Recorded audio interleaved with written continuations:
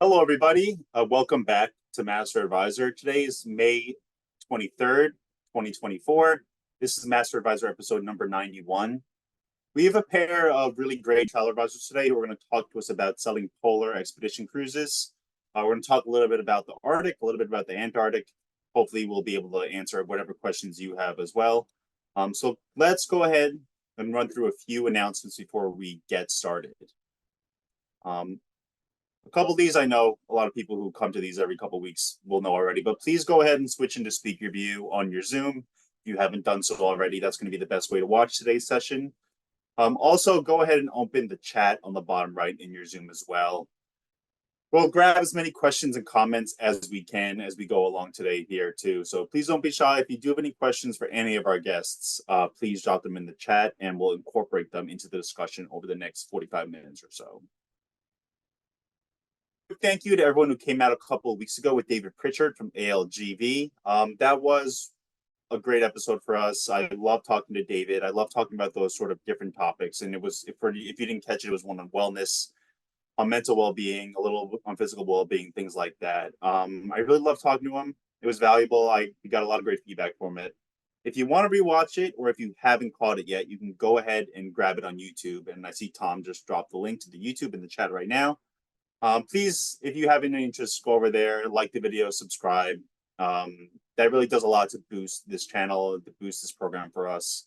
Helps us bring you these every couple of weeks as well. So please, if you are interested, the YouTube is linked in the chat, and that has all of our video, all of our audio content too. A lot of MasterAdvisor episodes, a lot of other things we've done over the past couple of years. So if you have some time, which I know is a really valuable resource nowadays, we would love for you to spend it with us.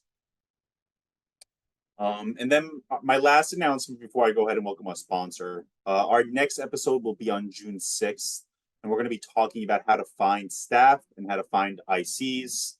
I know it's a really, really big topic for travel advisors these days, for agency owners in the US and in Canada. We're going to do our best to try and provide some kind of tips, some kind of commentary on the issue. Again, that seems to be one of the biggest ones for a lot of agency owners. We're really excited for that one. We hope you can join us. If you are around on June 6th, the link to register is in the chat. Go ahead and do so. And even if you are unsure if you'll be around, please go ahead and register. And if you can't catch it live, we'll get you the recording after the fact as well.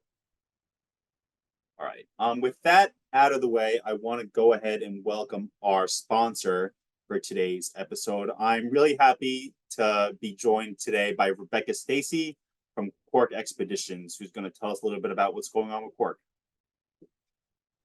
Thank you so much for that, Daniel. And thank you everyone for joining today with this master session. So I'm Rebecca Stacy. I am one of the area sales directors with Quark Expeditions.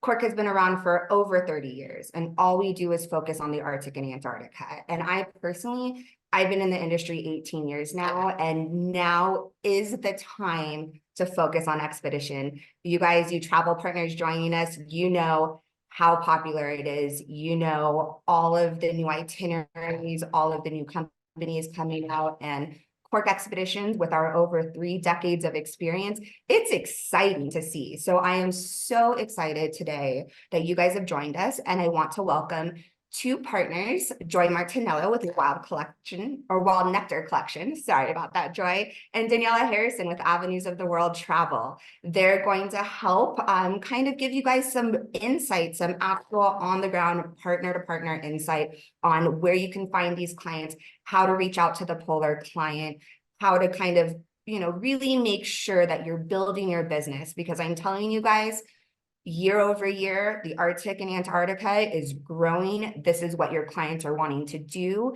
Even if you think, oh, they might not be that expedition client, trust me, once you start talking to them and prove that you value what you know and bring to them these ideas, they're going to value even more. So without further ado, I will go ahead and pass this over to you guys. And thank you again so much for joining me today. Thank you, Rebecca. I think that's a great way to start us off. Now is the time to focus on expedition. Is really a great way to start today's session. I know you intro Joy and intro Danielle a little bit for us, but First thing I want to do is just say thank you to both of you for joining us today. Again, I mentioned how crazy I know schedules are these days, so I really appreciate both of your time. And I want to give you both sort of a little time to introduce yourself. We'll start with Joy. Joy, I would love for you to tell us a little bit about you, your agency, and sort of your experience selling Polar. You might be muted, Joy. Hey everyone, I'm Joy Martinello. Thank you so much for having me. I'm just delighted to be here. Looks like I'm having a little trouble with my internet. Daniela should go first, and I'll go after her. All right. Yeah, Daniela, same to you. Tell us a little bit about you, a little bit about your experience in the industry so far. Sure, be happy to. Good morning, everybody. I'm Daniela with Avenues of the Wild Travel. I'm based in Flagstaff, Arizona. I've been an agent now for 14 years next month, and I've been pretty much selling active adventure expedition travel ever since I started. It's been something that I really enjoy, and we've seen huge growth in that market, specifically over the last, I would say, probably 8 years. With more product becoming available and more people knowing about it. We're relying heavily on word of mouth where we are. We're in a small town, and that's been working well for us. So we're excited to be here and talk about it. All right, and we'll give Joy a little more time. But Danielle, I was hoping we could start.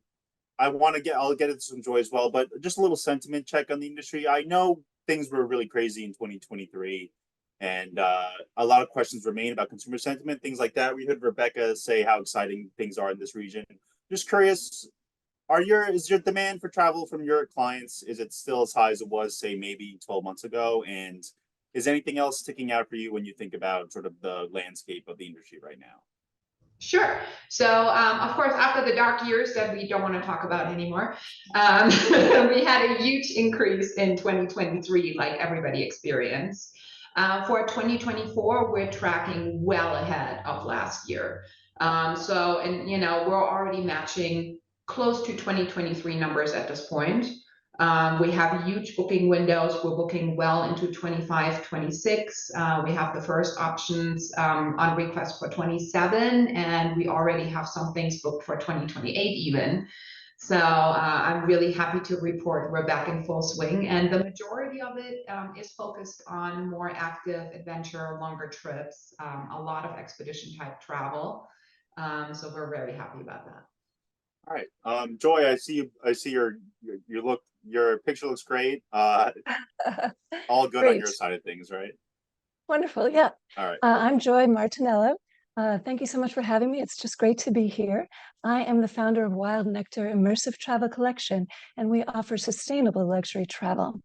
We focus on expedition ships, small group journeys, and custom travel. You know, I went to Antarctica back in 2004, so many, many years ago. I actually traveled on the Ocean Adventurer, which is one of Quark's ships. So that was a long time ago, but it's great to bring that up again. And I've probably sent over 1,000 travelers to Antarctica, so lots and lots of Antarctica business. I've also been to the Arctic in 2019. I also helped design polar expeditions for A&K for a while, so I have a lot of polar experience. All right. And then I guess the same question, Joy, that I asked Daniela, just about demand right now. I know there's a lot of questions, a lot of people looking to the future, but Daniela said things for her in Arizona are pretty strong. I'm curious, what about you and your agency? Yeah, you know, the exact same is happening to me. I'm actually in a place where I've sold almost as much as I sold in 2023. So business is definitely on the uptick. A lot of polar inquiries, absolutely. You know, adventure travel is just going to get more and more important as time goes by. I think it has to do with the clients who are traveling now. A lot of baby boomers, newly retired, lots of savings, very eager to get out there and see the world. Yeah. So I want to focus, I know the majority of this discussion hopefully will be about how to get polar clients, particularly for maybe the advisors who haven't started in this segment yet, or the ones who want to explore this even further. I want to just start with a little tone setting. I know hearing both you speak and speaking to you earlier in the week, you both really clearly love this kind of travel. Joy, I was hoping we could start with you. I mean, you mentioned how many clients you've sent to these regions. For you personally, as a consumer, I guess, what do you love so much about these regions and this kind of travel? You know, traveling to Antarctica is my all-time favorite trip. It was like going to another planet. There's just nothing like it. It's incredibly pristine. The light is dazzling. People always feel happier and more expansive when they're down there. It's just an extraordinary place. The wildlife gathers around you right at your feet. I actually had a penguin that was pecking at my boot. It's one of the places like the Galapagos where the animals don't run away. They just stand there and look up at you, and it's just unbelievable. So I highly recommend it. Everybody should get down there. And you can see, because I love it so much, I probably do a good job explaining that to my clients, and they end up loving it too. Yeah, that's what we've heard. We've done a lot of these, and a lot of the advisors say you need to experience these products for yourself. You need to be able to show the passion for it, and clearly you have a high level of passion. Daniela, what about you? I know, again, you have a lot of experience in this. This is something you sell a lot of. What do you love so much about these regions? It's really hard to pinpoint it, but I just did Patagonia with Quark in March, and we went out into areas where we were in uncharted waters for part of it. And there were no other ships around us anywhere in that area. And we went to regions that were completely uninhabited. So standing out in these wild landscapes in the middle of nowhere and realizing you're standing in front of this beautiful glacier that maybe 100 people ever in the lifetime of Earth have stood at. It's almost a spiritual experience. You're just standing there and you're completely wowed by being in these elements. And we're just incredibly blessed and lucky that we have so many opportunities now to be able to get to these far away regions and share that feeling and experience with other travelers. And Daniela, you mentioned Active as part of when you talked about a little bit about your agency. Is Active trips a big motivation for your clients who do seek out this kind of travel? Well, for some of them, it's a scary word to even use, because a lot of people don't describe themselves as active or adventurers or, oh my God, expedition travelers. There comes a lot of weight with these terms. So a lot of consumers get really discouraged once you start using these words. So it's really important to properly define them and explain what that means to different travelers. My level of active is probably very different than, some of my coworkers, my clients, my husband, and what I define as that. So being able to really go into and saying, you have to be able to do a minimum of climbing in and out of zodiacs. You have to be able to do so many steps. You have to be able to maybe climb a ladder. We're boarding zodiacs on the ship, off the ship, on a platform, next to the ship, off a staircase. Those are really important perimeters to set and make sure your travelers are comfortable with those. Okay, so active, not as a scary word, is going to be important. Joy, anything to add to that? I know active is a big one. You mentioned seeing the wildlife in these regions. What are any other common motivations from your clients who are actively seeking out these kind of trips? Well, they definitely want to have a trip of a lifetime. I think Antarctica and Alaska and Africa are the two biggest trips of someone's life. And so people who have a bucket list definitely put those really high up. I want to mention also, in addition to what Daniela said, that it's a fantastic trip for seniors or older people that are less mobile than other people, because it is a destination where the wildlife congregates right at the shoreline. So you actually don't have to do a lot of rigorous hiking to see the animals, to see the destination, to be out in the landscape. You really, as she was mentioning, you just have to be able to get in and out of that zodiac with help, with people kind of gripping your arms elbow to elbow. So with all that help, if you can get to shore, it really is a fantastic trip, even for people that are not super active. So I think it's a great idea for advisors to be looking at their clients, not so much for active adventurers, but for people that are curious, because that curiosity will bring them to Antarctica or the Arctic as well. The same is true in the Arctic. You do have to walk a little bit more in the Arctic. Polar bears are harder to find than the wildlife in Antarctica, but even so, you can have a fantastic time from the ship and even just going to the shoreline in the Arctic as well. All right, and so we have a question in the chat about, I guess, seasons. This might be a question for Rebecca, but I'll pose it to Joy and Daniela. Just about what season is good to travel to Antarctica. She mentions in particular, she says there's some bad smells with the wildlife. Is this something either you are aware of, or like, is there a good time of year to visit Antarctica or the Arctic? Either Daniela or Joy, if either you can answer this. Well, the trips run between November and March primarily. The best time to travel to Antarctica, in my opinion, is either late November, or you're going to see a lot of adult penguins, or into December when the babies are being born, right around December 19. That day kind of shifts a little bit. I know, Rebecca, what you say is the date that the baby penguins are born on the Antarctic Peninsula. But I think those months are the best time to be there, late November through December. And then January is also a great month to be there, great weather. Then you have more open sea ice in February, so you have more opportunities to see whales in February, and that can be a big focus for some people. I personally, to what you're saying, I personally try to avoid sending people in late February or March. Those are the times when there's a lot of red guano on the shoreline. The penguins have been on shore all year long. Finally, they're getting ready to go back into the sea, and the once beautiful, white, pristine landscape that you have in your mind isn't necessarily what you're going to see. You're going to see a lot of red guano on the shoreline. Also, a lot of the penguins are already gone by that time. So if you can get to Antarctica before mid-February, that's ideal. All right, perfect.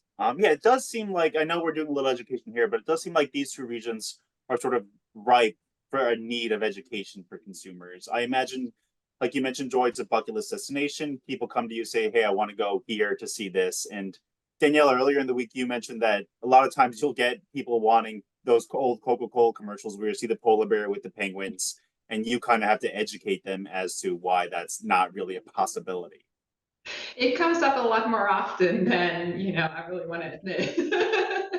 But these products are really, it gives us as advisors an opportunity to really shine as a specialist and show that we know what we're talking about. So when you're talking about the Arctic, a lot of people are like, oh, the polar bears are everywhere in the Arctic, right? And that's really not the case. You have to pick the right seasons. You have to pick the right itineraries with the right areas. And Quark is doing an excellent job up there. Their Svalbard itinerary that's happening right now. There's a polar bear on day one. So, it's really exciting. The season is completely different than Antarctica. They're starting now in May, and then it's going to go through the summer. But you have to be clear with what people can expect. The polar bears, they're wild. It's like being in Africa. They're not guaranteed. You have to go look for them. The northern lights are not happening every night right now. It's too bright there. You can't see them at this time of year. So you have to go later in the summer when daylight hours get shorter if you want to incorporate that. So there's a lot of opportunity there to really tell your clients, your stuff. But you have to get educated. Quark, like the counterparts on the East Coast to Rebecca, and Rebecca herself doing an excellent job with that. So I encourage everybody to reach out to your BDM and get that knowledge that you need. So there's some misconceptions with the activeness or the need to be active on these trips. There's maybe some misconceptions about wildlife, things like that, the Northern Lights, things that advisors have to educate clients on. Joy, anything else from you maybe that you get commonly from clients when they're asking about this region that's maybe wrong or a misconception or something you have to educate them on or explain to them prior to, I guess, earning their booking? Absolutely, particularly in Antarctica, people think it's going to be really, really cold.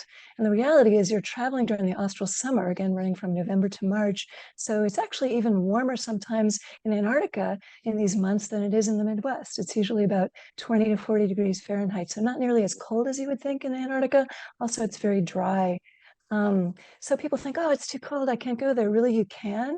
Usually your ship, like the Quark ships, provide you with a fantastic parka. So you're going to have a lot of great warmth there. And really, it's a very comfortable trip. And people think it's going to be a hardship, but really it's not. I should mention the Arctic does get cold. The Arctic can be kind of wet cold. So you do want to be ready for a little bit colder temperatures there and a colder feeling. But again, you'll have your great Quark parka and you'll be able to experience it in comfort too. All right, so let's get into exactly how clients are finding you or how you're finding clients and things like that. I know we've done a lot of niches on this program. We've done a lot of sort of things that kind of match the polar but different regions of the world. Obviously, we've done some African safari talks, things like that.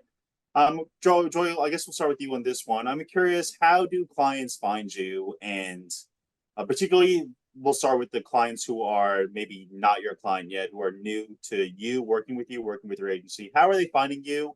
And is it specifically because you sort of branded yourself with this expertise? Yes, I think putting my expertise way out front really helps me a lot. I've put together an Antarctica travel guide, an Arctic travel guide that helps people get started with their planning. And I think people can tell from those right away that I know what I'm talking about. Been doing this for a long time. So I think, yes, putting my expertise out front on social media, driving people to the website, helping them discover my background so they know they can trust me, absolutely. And then we focus on sustainable travel as well. So we're helping people trust that when they work with us, they're traveling as sustainably as possible too. Yeah. And are you getting a lot of inquiries about, we'll talk about sustainability sort of in a larger sense in a few minutes, but are you getting a lot of inquiries from clients who are coming to you specifically because of that sustainability component? Definitely some. We're just getting started. We've just been in business a couple of years, and we've actually just started putting a lot of marketing out into the world. So we're just starting to find our people out there who feel the way we do about sustainability. I've definitely drawn in a lot of clients from my past clients and from destination-focused advertising, but we're just in the process of really communicating our sustainability message, and we're very excited and very hopeful that a lot of people feel the way that we do. Daniela, what about you and your agency? And Richard, we'll grab your question in a second. But how are these clients finding you? I know you mentioned you've been selling active adventure travel for a long time. Is that specifically why most of your clients are coming to you? So as an office, we service the whole world. We just always like to think out of the box and put a little bit more adventure onto our itineraries. We've been dabbling with a lot of different partners, and I got to give kudos to all of my sales partners in the trade. They really have been helping us develop the product and help get the right message out, because that's really important.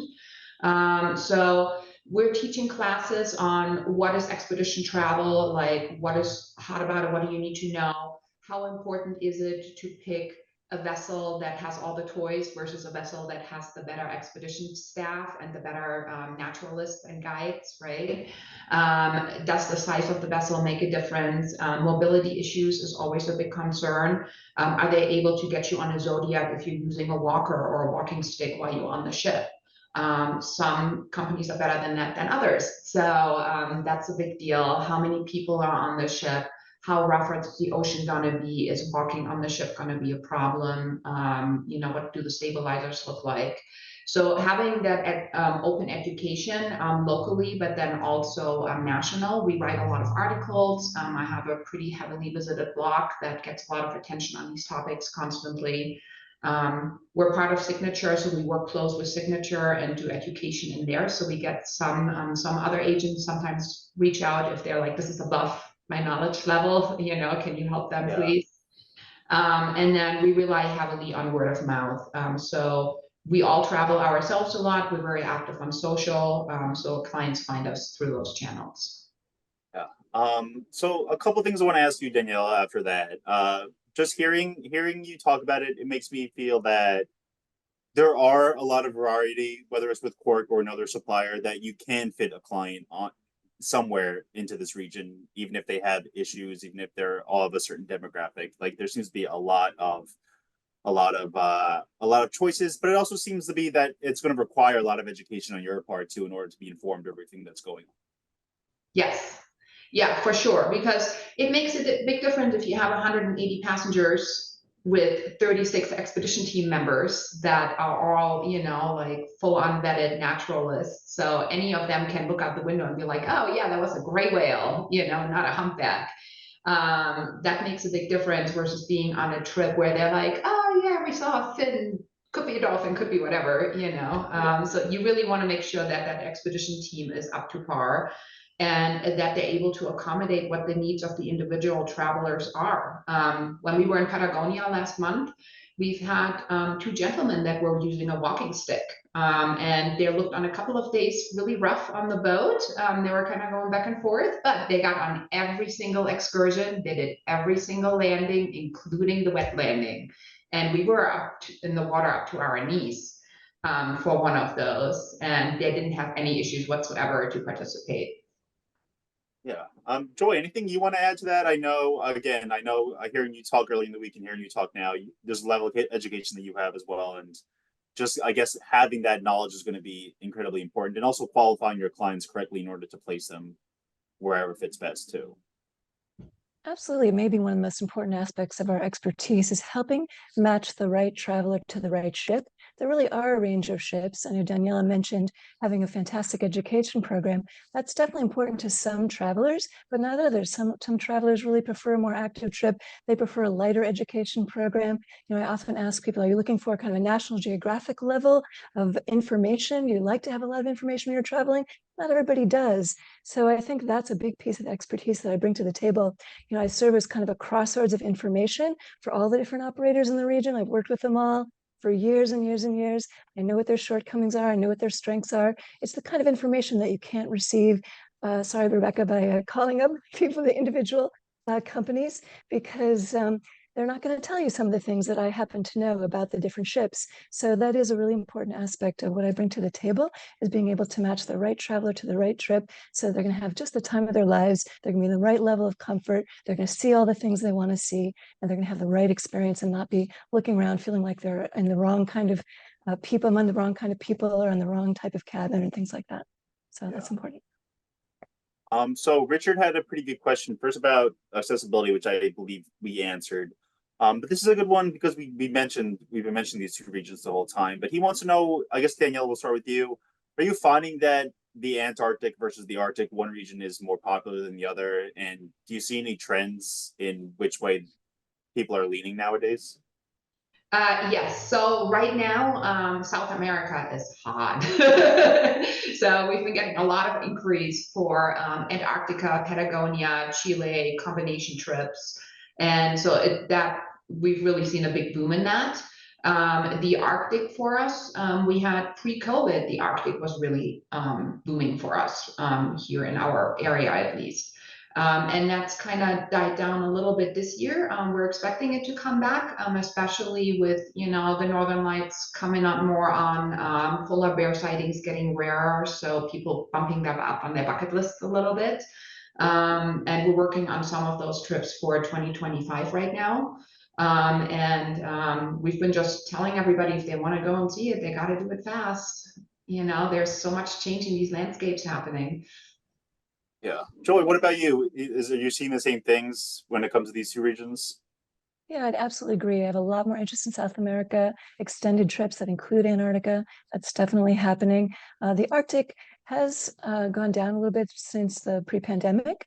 I think the Arctic is a more difficult destination to figure out where you want to go and what kind of experience you want to have. But as Daniela mentioned, the polar bears are getting harder and harder to see. So that is a big motivation for people to go to the Arctic. And I definitely have people traveling there, and it's a beautiful trip. So I highly recommend that people experience the Arctic as well. There's a lot of similarities between the two polar experiences, but there's a lot of differences as well. The wildlife, you really have to seek it out in the Arctic, and you really have to go with experts who know where the polar bears are. So that's, again, another piece of information that people like Daniela and I bring to the table. All right. So let's talk about, we talked about sort of new clients, how they're finding you. What about, and Danielle, we'll start with you because you mentioned that you do sell, your agency does sell the whole world. How do you convert clients that might be booking elsewhere, booking another region, and have yet to experience the Arctic or the Antarctic? How do you convert them into polar clients? Is it a tough conversation, or is it simply another question you can pose to them to check something else off their bucket lists? Sure. So I use two different approaches. I look at my clients that have done other destinations that are similar. So like Alaska, people that have done Alaska, but they're still fairly mobile. And I know they're fairly active. They like wildlife, they like photography, they like to hike, I have conversations with them. But then also I look at my past experiences. Anybody who's done maybe the Galapagos, they have done Africa, or they mentioned interest in that. They have looked at Asia before, they're looking at further away destinations, people that have done Colombia or Machu Picchu maybe down in Peru. So I kind of pull from that market, and that's where I start with my education. For brand new clients that come to us, we really have a very open conversation, and a lot of them don't know what's available and attainable to them. A lot of clients still think that it's way out there price-wise, and it's just really difficult. A lot of people still think that the ships and the cabins are super basic, like they used to be, 15 years ago. Yeah. And it's just a matter of putting those stereotypes to rest. And again, I'm coming back to education. You have to talk a lot. There's a lot of conversations to be had. So yeah, those are really the main two approaches that we're taking. Yeah, Danielle, do you ever get people who don't know they want to go to these regions before they? I mean, Joy, I see you're nodding your head, Joy. I guess we'll go with you on this one. But you get a lot of people who don't know they want this, but they know they want, I guess, the components, or they want what the feeling that you can match them with to these regions. Does that make sense? Yes, Absolutely. especially with the Arctic. We got a lot of people that come in and they just say, oh, I want to do the Baltic, or I want to do Northern Europe. And so that can mean a lot of things to a lot of people. It's really important to ask the right follow-up questions. And, especially if you get the people that say, oh, we want to do something in Northern Europe. Okay, well, how far north are we talking? Are we talking Denmark? Are we talking, Norway? No, you actually mean Svalbard. That's the actual Arctic, So people don't know where the actual locations are. They don't know the polar bears are in Svalbard. They just know they're somewhere up there, and it's up to us when you get those inquiries to really qualify and nail it down. Pull up a map if you can, and just talk about what are the flight routes, where can you fly into, how long does it take to hop over to other areas, what can you tack on for like 3, 4, 5 days, and start that conversation. Find some sort of hook to start it, and really pinpoint people where they should be going. Yeah, geography, I know, is a lot of consumers maybe not their strong suit, and we've seen that sort of, I know, from the past couple of years. Joy, yeah, I know, I saw you nodding your head along too with Daniela, and that's something I guess you've experienced as well. Absolutely. I think existing clients are the biggest gold mine for finding people to go to the polar regions. As Daniela was saying, if they've already done some adventure destinations, particularly the Galapagos, I send a lot of people to the Galapagos. Really, Antarctica is just the next step. People don't realize that they can go, but once I ask them just a couple of simple questions, like, have you ever thought about going to Antarctica? They'll say, oh, it's too cold. So there's my initial objection I'm so used to getting. Explain to them about the weather and the temperatures down there. And then we're talking about, they're like, oh, wow, I didn't realize. So it's actually a lot easier than you would think to open up a conversation with an existing client who's done something even just a little bit adventurous and have them be going to Antarctica. The Arctic, I think, as Daniela was saying, it's a more complex destination. It might be something you could add on to a Northern European adventure. But again, just asking people about polar bears, would you like to see polar bears in your lifetime? Because if the answer is yes, then you can pretty much start explaining to them all the different options in the Arctic and how they could get to see them. So we have a question from Cindy, and I see Richard has sort of a similar one about the Drake Passage. And Joy, I believe this is something you've experienced, right? Absolutely. We used to joke about it, whether it's the Drake Lake or the Drake Shake. We're all hoping for the Drake Lake where it's nice and calm and you can just scoot across, have a wonderful experience. Sometimes it is the Drake Shake, and there have been 50-foot waves out there. Absolutely. You can go on YouTube and see videos of people, filming off the sides of their ships and what they're looking at. So that does happen. We always try to prepare all of our travelers very, very well for this. I always recommend that they check with their doctor about some kind of seasickness medication. So far, my experience, the scopolamine patch seems to be people's favorite selections for seasickness medication. You can put it on before you get on the ship. If you're doing great, you can take it off. You just wear it across the Drake Passage and then take it off when you get down there, kind of thing. Sometimes they have a little fewer side effects than some of the other types of medications. But yes, everyone needs to be prepared for the Drake Passage. Those of us who love Antarctica think of it as a rite of passage. It's kind of part of the experience. If you want to get down to this incredible place that no one's ever seen, or hardly anyone, then you really have to go through this thing that everyone goes through. That said, yeah, I mean, there are fly sail trips. Yeah, there are fly sail trips where you can, fly from Chile and cross the Drake Passage in a plane and land in Kings Island, get on your ship there and go ahead and explore Antarctica without having to do the Drake. It's great. If that's more important to you, that you really want to have assurance that you're not going to have to cross the Drake, then that's a really good idea. One thing to know about the flights is they do get canceled occasionally. So it's really important to know what the risks are as far as your timing goes and things if you do choose a fly sail option. Yeah, I mean, Daniela, do you get a lot of questions about the Drake Passage from your clients? Is it something that a lot of people are aware of? I know I've seen the videos on social media too, and I'm in the industry obviously, so I hear about it as well. But I'm curious, like for regular consumers, do they know about the Drake Passage and know about what Joy just described, like what the experience might be like?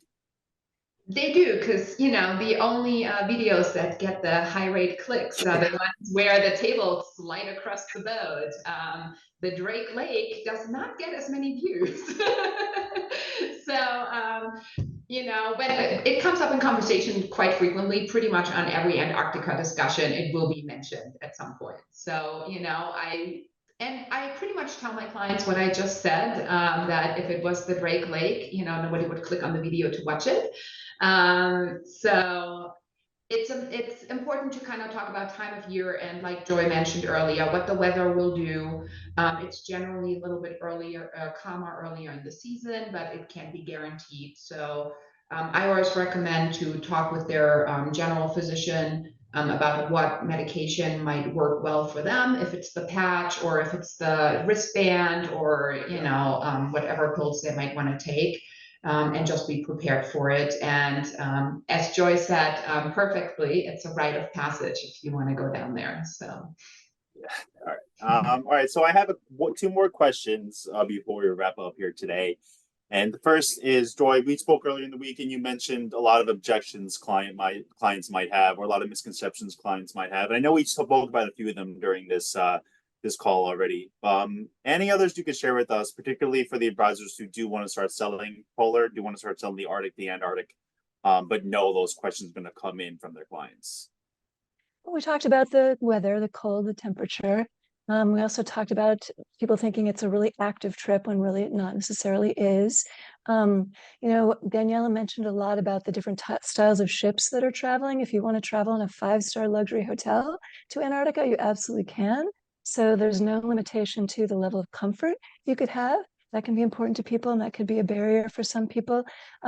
Certainly the cost, it's an expensive trip. So you have to be ready to spend what it takes to get down there. So that is a barrier for people, and some people just can't go because it is a pretty expensive trip. And then other barriers to going might be, actually, we talked about the Drake Lake. We Yeah. covered, I think, the things that that would discourage someone from going. But if you can help people realize how they can deal with all those different aspects of the trip, and actually how a lot of those aspects are not a problem at all, I think that they'll be really excited to go. And you can make sure they're on the right ship at the right rate, and you can make sure and get them down there in a way that's going to be just right for them. Yeah, and I'm curious, Joy, you mentioned the cost, and I know the cost is going to be a hurdle for probably every bucket list trip consumers want to take these days. You mentioned Africa seems to be a big bucket list destination, obviously, safaris, and I know the cost comes with that. Are you seeing more and more clients willing to keep spending on these bucket list trips? Does that seem to be the big desire still? I know that was the trend coming out of COVID, but is it still sort of the sentiment you're understanding from your clients? Absolutely. I think the pandemic actually ratcheted up the desire to get on these bucket list trips and have these experiences before it's too late. Climate change is coming at us like a huge wave. And so if you want to travel, you really need to travel now. And I think that people who are retiring now have been retired for the past 5 or 10 years. They have this savings. They've been wanting to do these things all their lives. They've worked hard all their lives. I think actually the demand is higher now than ever for these trips because of the stage of life that this particular group is in. A secondary group would be kind of families with children, maybe people in their 50s with adult kids. That's Yeah. another group that has some savings or they're inheriting wealth from the older generation. And those people are willing to spend the money, have this amazing experience with either their teenagers or their adult kids. So that's another group that you can really focus on. And again, mentioning to your past clients who are in that age group and saying, hey, have you ever thought about taking your family to Antarctica? It's a trip you'll absolutely never forget. You'll probably never be together in the same way with the kids this age. So it's another great way to invite people to go down. Yeah, and I guess Joy, the last one on that line of thinking. I know Rebecca's from Quark, and I know we talk a lot about cruises. We talk about the Drake Passage, but there are some opportunities for clients to get to these regions on a land tour. Yeah, like is that common? do consumers assume that you're going to need to get into a ship to be able to see these regions? Well, there is the fly sail option, so you can cross the Drake, but you're still getting onto a ship to go to Antarctica. The reason why a ship is a great way to go is because everything that you express or experience, all of your garbage, everything like that is all kept on the ship. So your impact is the least when you're traveling by ship. There are some land programs. There's a company that does adventure trips, seeing emperor penguins and things like that.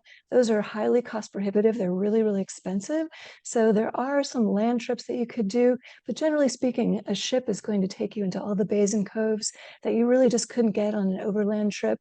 Unless you're a scientist and going to one of the stations down there, there really aren't that many options for a land trip unless you have a lot of money and you're willing to, fund your own expedition down there. Really, the way to go is by ship. All right, Daniela, just going back to the objections question, again, I know we mentioned a lot of them already, but one of them you mentioned earlier in the week when we spoke is simply air service is sort of a thing that's going to guide your clients. I know you're on the West Coast. That's going to be a big thing for your clients as well. Yes, definitely. The ease of travel now with more and more air service being offered to those regions makes a big difference. It used to be that from Phoenix, we used to have to do a double connection. That's no longer the case. It's a single connection now, really fast, actually. So that's really good. The other thing that we always hear a lot about is going to these areas and not have Wi-Fi. So thank goodness for Starlink. Wi-Fi is everywhere now. So we're seeing the clientele that does these type of trips because they're long and they take you away out of the office for a while if you're still working. So that objection has been able to actually be put to rest now because you have perfect Wi-Fi connectivity and you can work from anywhere. I've been working, I worked for 3 weeks on my trip, so no problems there. Yeah. And it's a great product for solo travelers. Solo travelers never really think about these kind of vacations because the solo supplement gets really, really expensive on a standard cruise. But a lot of these expedition vessels have purpose-built solo traveler cabins now. So it's a really great time to put that out there because they don't have to pay extra or they get the option to share with other same-sex passengers. All right, so I do want to ask about sustainability, but Cynthia posed a question in the chat that I don't want to miss. I guess she wants a little more information about finding clients. Daniela, you mentioned your blog. We actually threw the link to the blog in the chat if anyone is interested in reading it. And Joy, I know you mentioned social media and things like that. Joy, we'll start with you. Or any other advice for it seems like a question about finding clients in general too, about adding clients to your network. Anything your agency does aside from sort of word of mouth or social media marketing that you think would be helpful for advisors to take note of? Yeah, I used to be the West Coast director for leisure services for direct travel. And that was an agency that didn't have a lot of social media or online presence. So we did a lot of in-person events, which turned out to be a really fantastic way for people who had traveled to other places to learn about the polar regions or even to find new clients because people would bring their friends. I don't know what kind of a town you all might be in, but if it's a smaller town and people love to get together, you might be able to find some new clients. I also at one point had a solo women travelers night through what is the website where I'm drawing a blank. Is it meetups? Meetups. It was a meetup for solo women travelers. And we had all these different reps like Rebecca come in and speak to this group of women. We always had between 30 and 50 women would come to this. And the BDM would offer the food, they'd pay for the food and drink. So people knew they were going to get a neat snack. And they would come and watch a really cool presentation about a new place that they hadn't been before. And we received lots and lots of brand new clients that way. So that's a fantastic way for an individual agent or someone who feels kind of isolated to get some people together, talk to your local BDMs and try to expose your local travelers to some of these fantastic destinations that they can experience. Yeah, this is the first time meetups has been mentioned on this program. And again, we've done 90 of these. So this is cool. This is a cool thing for us. But meetups is something that I've experienced. It is a really cool little tool you can use to meet people in your local neighborhood to sort of try to network people around the same interests. And so many people are interested in travel. It seems like the perfect thing to sort of flourish on that network. Yeah. It was great. I loved it. We had all kinds of meetups. We had the solo women travelers. We had we isolated different locations. We did all kinds of things with meetups and different topics, culinary travel, people getting together to talk about recipes and wine and places that they'd been. So there's actually a lot you can do with meetups. I think it's a great tool for someone trying to build their business, especially if you're locally focused. Yeah, Daniela, what about you? I know you mentioned a couple of things already, but anything you can help advisors with when they're looking to add clients to their network? So we're actually very active. We have a retail office, which I know a lot of agents on this call probably don't have. But so for us, we do a quarterly travel talk where we invite clients to come to our office and we discuss a couple of different products and destinations, how to travel there, what you need to know, what's new, what's happening, where the new outfits that operate there. We have an annual travel expo that we always hold in the fall, where we have 30 different preferred suppliers come in and they actually talk about their product. They do live presentation. People can ask questions, get FaceTime with them. Then we have our blogs. We lead groups ourselves. So my boss right now, our agency owner, she's in Europe with a group right now, leading them through her home country. Then we work with the chamber and we do table talks and educational talks there. We sponsor local events, like we go to our local music festivals. We have it or our Oktoberfest, we get sponsored by different partners and go out and talk about the product. So we are very hands-on. For specifically these active expedition trips, if you guys are looking to find new clients, go talk to your local bicycle shop and see if you can put out a flyer about, active bike tours, or join a hiking group and talk about, a couple of different destinations where you can do really fantastic hikes, and, maybe they want to go in the Arctic and do it up there. Or go to your local gym and, put out flyers on the bulletin board, or try to get one of the personal trainers at the gym and see who are the clients that currently all working the Stairmaster and are trying to do steps, right? They probably have a goal in mind. Maybe they want to do the Inca Trail. Well, maybe they want to be able to climb in and out of Zodiac because, they didn't think they were fit to do it otherwise. Local food clubs are a great place to be. For the office, we have 7 different Facebook groups focused on different interests. One is for food and wine, one is for celebration, one is for honeymooners, one is for cruisers. And, tap those resources. They're free to you guys. In most cases, you just have to put up a flyer. And if you have a great partner like Quark, they will probably even print it for you if you ask nicely. So really, it's just some legwork and time that needs to be invested to get the word out. And little things like that go a long way. Doctors' offices are a great place to leave material in the waiting room, and they love having pretty brochures. So just a couple of things that we do. I mean, Daniela, it seems like the big thing, the most important word there seems to be local. Tap into that local network. You have a retail location, you said, so I know you sort of already have a physical presence in your neighborhood, but keeping things local, making sure people know you're a part of their community as well seems to be important. I just have a quick question. You went through a lot of things, approaching chefs, approaching gym trainers, approaching doctors, things like that.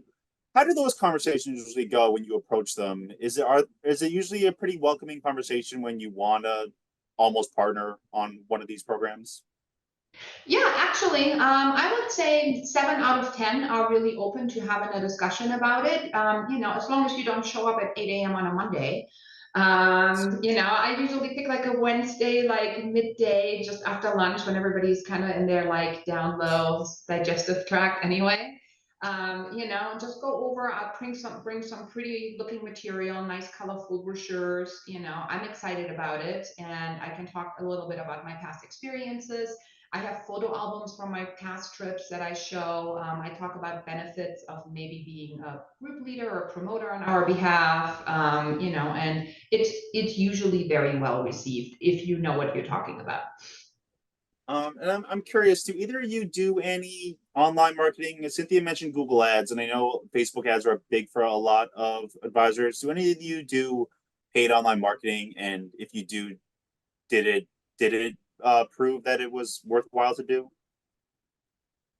We're just getting started in that arena. We're an international company. We sell the whole world. And, we don't have as much of a local focus maybe as Danielle's office does. So we are just getting started. And absolutely, we're putting together our infrastructure for Google AdWords and beefing up all of our social media groups and all the things like that. And then, online marketing is really our focus. And we just took on a brand new vice president of marketing who's really focusing on that right now. So we're just in the early stages of that, but that's our goal, is to have a big online presence. Daniela, what about you? So we use social media pretty extensively over multiple channels. And then we do a monthly e-newsletter that goes to our existing database. When we do events anywhere, we always encourage people to sign up to get on those newsletter cycles, because we really have the biggest opening rate on anything that is very personally written. So those newsletters do fantastic. And then we do paid for campaigns on social media, specifically like we're going to do a paint and sip event with Quark in July. So we're going to do a paid campaign for that to get people that are within driving distance interested. And then for our annual travel expo, we're on the radio, we're in the newspaper, we're on the local news channel. We're tapping every available source, and we go national for that. So. Oh, wow. Yeah, there's a lot of different channels we use for different events and different campaigns. Has any of them, Daniela, proved like the best one for your funnel? Has any of them proved to be the most worthwhile or the most valuable? I'm just curious. I assume it changes pretty regularly, but Yes, yeah. yes, it changes very regularly, and it changes based on what are we talking about. So if we're looking at something really low key that can be done inexpensive, our e-newsletter that goes to our full international database really is the best ROI, because all it takes is my time to write it and send it out. And we usually have a click-through rate of about 42%, which is pretty high on anything that you send out.